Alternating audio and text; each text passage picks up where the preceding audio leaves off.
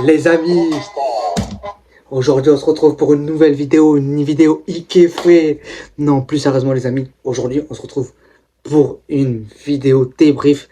Et les amis, j'ai trop de choses à dire. Installez-vous tranquille.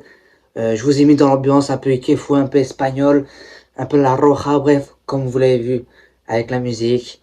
On va parler de la Yamal, on va parler du match Espagne-Arabie Saoudite, victoire 4-0 de l'Espagne. On va parler aussi des choses qui se sont passées pendant cette nuit et la nuit d'hier, avec la défaite 4-0 de la Tunisie contre le Japon. Aussi égalité Curaçao et Équateur. Et on va parler aussi de la Turquie. Mais Turquie ont perdu 1-0 contre le Paraguay alors qu'ils étaient à 11 contre 10. Donc il y a des choses à dire les amis. Donc installez-vous, prenez à boire, prenez à manger, des petits pop-corn, etc. Attendez, est-ce que je vous remets un peu de son Lamine Yamal? Attendez, écrivez. Attendez. Non mais... Non, on va arrêter les amis, on va arrêter. Plus sérieusement, donc aujourd'hui, on va parler tout d'abord du match de l'Espagne. C'est parti. Très gros match de l'Espagne. Ils sont partis sur un 4-2-3-1. On va parler tout d'abord. Oh là là là là. En fait, j'ai envie de parler de lui. Après, on va parler de Lamine Yamal, s'il vous plaît. Oyarzabal, monsieur Oyarzabal. Mais quelle finesse technique. Il est hyper bon techniquement. Ok, comme le dit le commentateur, il est peut-être pas rapide, mais quelle finesse. C'est plus quelle finesse, c'est Louis Finesse. Bref, les blagues, ils sont pas ouf, mais plus sérieusement, Oyarzabal, le mec, il était tonitruant. Il a marqué un doublé. Il a mis une passe il a fait son boulot. Après, il s'est fait remplacer par Ferran Torres. Vraiment, Oyarzabal, je suis choqué en fait de son match d'aujourd'hui parce que contre un bloc très très bas du Cap-Vert où ils ont fait 0-0, je me suis dit est-ce que il va pas avoir des doutes sur sa capacité euh, à être altruiste parce qu'il a été beaucoup altruiste. On va pas se le cacher, il a essayé de faire encore des passes D, notamment l'action où il fait la passe sur le côté à Lamine Yamal, mais Lamine Yamal n'a pas fait l'appel pour prendre le ballon. Donc vraiment, un Oyarzabal incroyable les amis, franchement j'ai bien aimé. Il a été cohérent, il a été altruiste et il a beaucoup défendu, mais en fait il a défendu, mais en même temps il est resté très très haut parce que avec un 4-2-3-1 où il est seul tout simplement, donc il a pu se permettre contre un bloc hyper bas de l'Arabie Saoudite, on va en parler juste après. Donc Oyarzabal monstrueux. En fait, je suis choqué de son niveau parce que moi je le connaissais bien sûr, parce qu'il joue, on le sait, avec la Real Sociedad, mais c'est pas, tu vois, c'est pas un CR7, c'est pas, parce qu'il a 15 buts en 30 matchs, c'est déjà pas mal, mais c'est pas un Lamine Yamal, c'est pas, vous voyez pas, c'est pas un Messi, c'est pas un Griezmann Prime ou un Neymar Prime à son époque quand ils jouaient tous les deux en Liga. Donc voilà, donc assez surpris de Oyarzabal. Après voilà, maintenant il a 27 buts avec la Raja. Bon, il a pas encore battu le record de David Silva, si je ne me trompe pas, pardon. Ouais, c'est David Silva ou David Villa. Ouais, c'est un des deux, mais en tout cas, il n'a pas encore battu le record du nombre de buts. Mais en tout cas, félicitations à lui, il a été bon, il a été altruiste. Le premier but, il a été monstrueux.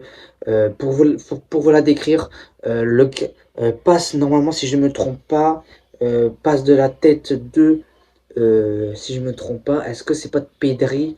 Ah non, est-ce que c'est pas de Baïnia? Baïnia, je pense que c'est Baïnia. Ouais, Baïnia. Un des deux, Baïnia ou Pedri. Donc, passe de Baïnia. Et tout simplement, il le prend du bout des pieds. Et après, il se retourne. Et après, il le reprend des bouts des pieds. Franchement, le but, il a été magnifique. Donc, Oyarzabal monstrueux. Maintenant, on va parler de Lamine Yamal. Lamine Yamal, normalement, il devait jouer que la troisième mi-temps en tant que titulaire. Mais comme ils avaient que un point à la Zaha, je pense que Luis de la Fuente, pour ses 65 ans, enfin, il n'y a aucun rapport avec l'âge, mais en tout cas, Luis de la Fuente a voulu le mettre titulaire pour assurer la victoire. Lamine Yamal, il a été tonitruant, il a été dans la percussion, il a joué beaucoup altruiste, il a fait beaucoup de centres, beaucoup de passes. Voilà, il a marqué son petit but. Donc voilà, il est sorti après à la deuxième mi-temps. Voilà, il a fait une mi-temps tranquille. Ils ont raison, faut pas prendre de risques. Il a fait sortir Lamine Yamal, il a été bon. Il a essayé de provoquer. Il est revenu. Il a fait beaucoup d'efforts défensifs. Donc Lamine Yamal, franchement, moi j'aime bien Lamine Yamal, hein. C'est un très bon joueur. Ok, on peut le critiquer peut-être mettre un point négatif peut-être sur son extra sportif. Peut-être qu'il se concentre pas assez sur le sportif, mais pour l'instant il est encore jeune. Après, il faut faire attention. J'espère qu'il va pas faire une Neymar du Brésil, tu vois, aller un peu trop picoler, etc. Donc voilà. Lamine Yamal monstrueux, donc comme je disais, il a été bon dans la percussion, il a provoqué, il est parti défendre avec les autres. Donc franchement, ça fait plaisir de le voir à ce niveau-là. Après, il va prendre petit à petit en termes de physique, il va reprendre de ses couleurs. Euh, Après, il a été dans la percussion, mais moins qu'avant, c'est normal, hein, parce qu'il revient de blessure, de 2 mois de blessure, avec le Barça notamment, au niveau de l'ischio-jambier. Donc c'est pour ça, je pense aussi, il n'a pas trop voulu forcer pour pas se faire mal. Donc voilà. Après, quel match de Laporte. J'ai bien aimé Laporte. Il a été bon avec Kobersi. J'ai bien aimé la paire, la charnière centrale. J'ai bien aimé Kobersi et Laporte. Après, ils n'ont pas eu grand-chose à faire hein, contre l'Arabie Saoudite qui a été désastreux. On va en parler juste après. En tout cas, voilà, j'ai bien aimé l'Espagne. Après, Daniel Mo, il a fait son match aussi. Il a été bon, il a proposé des solutions, il a essayé d'aller vers l'avant. Donc voilà, Daniel Mo, il a été très très bon. Ensuite, j'ai bien aimé Baigna par contre. Baigna, excusez-moi. J'ai bien aimé, il a été bon.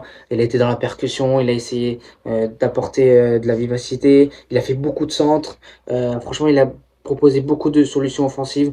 Donc j'ai bien aimé Baigna. Après, c'est contre une équipe très très faible de l'Arabie Saoudite. L'Arabie Saoudite, c'est catastrophique, on va en parler juste après. Après, Cucurella, il a été bon. Hein. Cucurella, monstrueux. De toute façon, en plus, comme vous le savez, il a été recruté par le Real de Madrid. Incroyable. Cucurella, toujours aussi bon physiquement, alors qu'il est petit, techniquement, il est dans la percussion, il propose. Là, franchement, j'ai bien aimé Pedri, Rodri, Rodri. Non, mais plus sérieusement, il a été bon. Pedri, rien à dire. Par contre, faire attention quand même, quelques pertes de balles, un peu de nonchalance. Bah, après, il y avait 4-0, mais quand même, faire attention. Rodri, il a été bon. Il est revenu souvent en défense pour prendre le ballon et pour essayer de distribuer.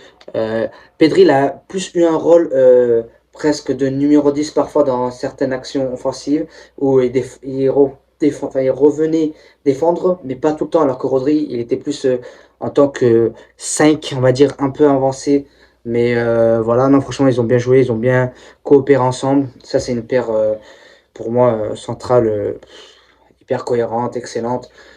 Je le mets dans le top 3 des meilleurs milieux actuellement, hein, avec le Maroc, Ayoub Boadi, El Ainaoui. Euh, Après, il y a le Portugal avec Vitinha, João Neves et Bruno Fernandes. Bruno Fernandes, il est plus haut, mais quand même, ça fait quand même un milieu. Donc voilà, pour moi, ils ont été excellents. Après, Pedro Porro, il a été bon aussi, il a été bon aussi. À un moment, j'ai eu peur, il s'est blessé, mais bon, rien de grave. Il a été bon aussi dans la percussion. Il a proposé des solutions. Il a bien combiné avec la Yamal, donc j'ai bien aimé. Donc pour l'Espagne, franchement, j'ai bien aimé. Maintenant, on va parler de l'Arabie Saoudite. L'Arabie Saoudite est catastrophique. Ils sont partis sur un 5-4-1. Ils ont été inexistants. Techniquement, les passes désastreuses. Les passes pas sur les pieds, pas dans les pieds. Ils ont été extrêmement mauvais. J'ai jamais vu une équipe aussi peu, à part le Qatar technique, alors qu'ils ont quand même des bons joueurs avec Dawsari, pardon. Ouais, Dawsari avec c'est les deux frères Dawsari aussi. Non, franchement, je suis un peu déçu. Donc voilà. Après, voilà, c'est l'Arabie Saoudite, il n'y a pas grand-chose à dire à part que ils ont joué avec leurs armes, mais bon, malheureusement, ils sont venus sur un bloc très très bas. Euh, En fait, j'ai pas compris par contre pourquoi ils ont pas pressé. Soit le pressing, ils l'ont pas appris, ils ont pas eu d'entraînement sur sur le pressing, ou tout simplement le coach n'a pas voulu, le coach grec n'a pas voulu presser contre l'Espagne, ce qui est compréhensible parce qu'ils sont hyper techniques, mais je vous assure, dès la première mi-temps, aucun pressing. Ils ont laissé Pedri, Rodri faire ce qu'ils veulent. Ils avaient aucun pressing. À part la deuxième mi-temps, ils ont commencé un peu à presser. Ils ont commencé à avoir un peu plus le ballon, quelques actions, mais sinon pas grand-chose, franchement. Même s'il y a quelques actions un peu étonnantes où les Saoudiens essayent d'aller vers l'avant. Notamment, je me rappelle d'une action de El Harbi, si je ne me trompe pas. El Harbi, il essaye d'aller tout seul avec El Dawsari. Excusez-moi, c'est un peu compliqué de le dire. El Dawsari. Où il combine à deux et après ils essayent de trouver, si je ne me trompe pas, le nom c'est Briken. Ouais, El Briken. El Briken en tant que numéro 9 en vrai, ça n'a pas été mauvais, mais bon, techniquement, c'est pas au niveau de l'Espagne, donc ça a été assez compliqué pour l'Arabie Saoudite.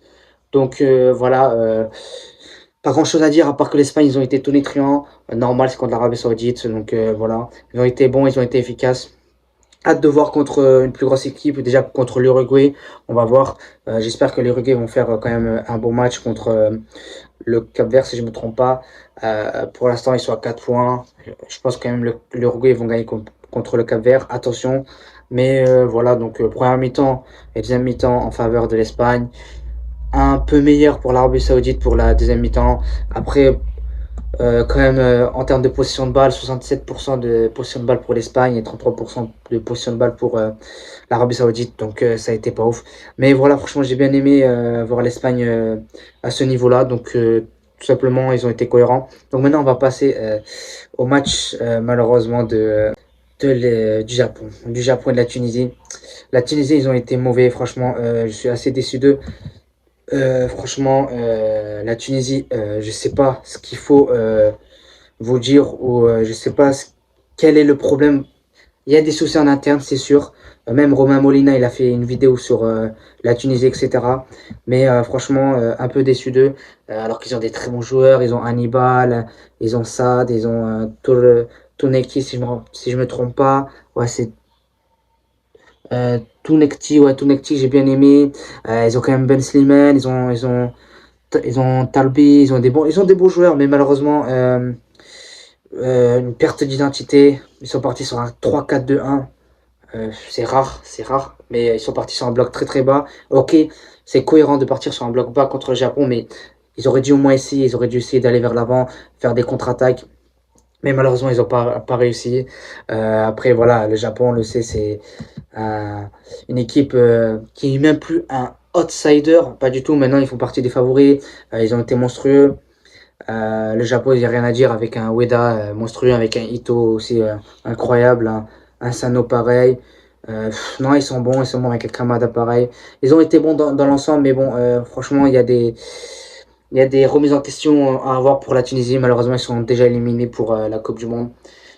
Donc, la Tunisie, j'espère que dans les prochaines CAN qui arrivent, vous allez tout simplement upgrader. Donc, désolé pour vous, hein. Je suis dégoûté en vrai pour vous parce que vous êtes un pays de foot. Vous êtes un pays de foot, vous avez des bons joueurs. Puis je me rappelle Hannibal, oh là là là là là là, ce mec, à l'époque, à Manchester United, je me rappelle, pour moi c'était le crack vraiment. C'était le crack de la Tunisie. Je me suis dit, putain, ils ont trop de la chance de l'avoir. Mais malheureusement, voilà, c'est comme ça. Il faut se remettre en question. Hervé Renard, je sais pas s'il va rester. Je voyais des TikTok où il s'énervait. On dirait un coach de district qui s'énerve contre des mecs un peu comme nous qui savent pas trop jouer au foot. Donc c'est un peu compliqué. Apparemment physiquement c'était pas trop ça aussi pour certains joueurs de la Tunisie. Donc à voir. Après maintenant on va parler de l'Équateur. L'Équateur c'est inquiétant. Vraiment. Faire égalité quand même contre Curaçao. Franchement je suis assez déçu d'eux.